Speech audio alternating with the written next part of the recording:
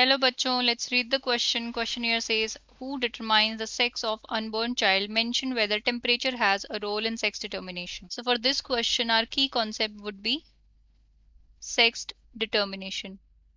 Sex determination. किसी भी individual का जो है सेक्स कैसे डिटरमाइन होता है. सो सेक्स डिटर्मिनेशन के डिफरेंट मैकेनिज्म है. One such mechanism is chromosomal mechanism, and others are non-chromosomal mechanisms. Non-chromosomal mechanism. Chromosomal mechanism है वो ह्यूमन के अंदर होता है, and according to this human के अंदर मेल जो होते हैं वो क्या होते हैं? हिट्रोगेमस एंड फीमेल जो होते हैं वो क्या होती हैं? होमोगेमस. मीन्स वो सिमिलर टाइप के गैमीट्स प्रोड्यूस करती हैं. अब हम देखते हैं मेल के अंदर जो है वो क्या होगा? Pair of autosome, that is human के अंदर 22 पेयर ऑफ ऑटोसोम्स होते हैं. So 44 plus X Y. And female के अंदर क्या होता है? 44 प्लस एक्स एक्स. सो जो भी चाइल्ड प्रोड्यूस होगा, अब यहाँ से अगर हम गैमीट्स बनाएंगे तो यहाँ से बनेंगे 22 plus X, one is this and the other one is 22 plus Y.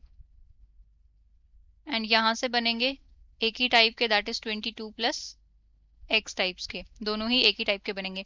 तो जो भी अनबॉर्न चाइल्ड होगा तो प्रोजेनी क्या बन सकती है? अब हम प्रोजेनी बनाते हैं. ये हमारे गैमीट्स बने. सो प्रोजेनी बनेगी. सो अब जो अनबॉर्न चाइल्ड होंगे या प्रोजेनी होगी उनका जीनोटाइप क्या होगा? 44 प्लस एक्स एक्स हो सकता है या तो, या 44 प्लस एक्स वाई हो सकता है. अगर मेल का वाई वाला गैमीट फर्टिलाइज होता है तो क्या होगा? यहाँ से क्या बन जाएंगे? मेल चाइल्ड, और यहाँ से क्या बनेगी? Female child. सो जो अनबोर्न चाइल्ड का सेक्स होता है वो किसके ऊपर डिपेंड करता है? ह्यूमन के केस में मेल के जीनोटाइप पे डिपेंड करता है, मेल के ऊपर डिपेंड करता है. अब दूसरा हमें क्वेश्चन में पूछा है, mention whether temperature has a role in sex determination. So कुछ केसेस में क्या होता है, कुछ इंडिविजुअल्स के अंदर टेम्परेचर का भी रोल होता है फॉर सेक्स डिटर्मिनेशन. एंड